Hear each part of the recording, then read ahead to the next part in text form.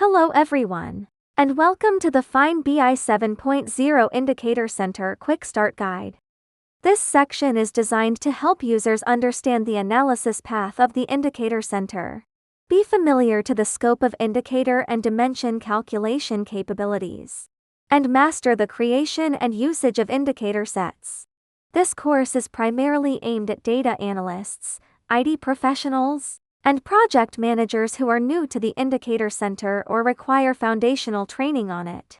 In this session, we will begin with a brief introduction to the application scenarios and core features of the indicator center. We will walk through its core analysis path.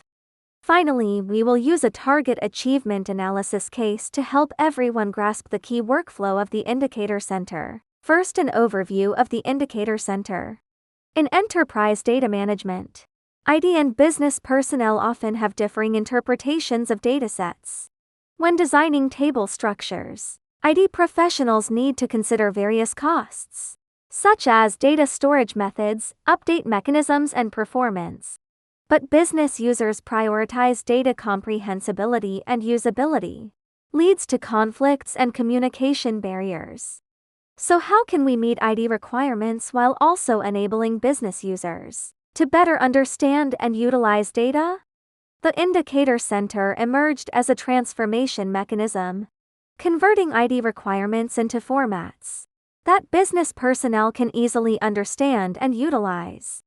The indicator center not only streamlines IT's management and maintenance of indicators, but also ensures data consistency.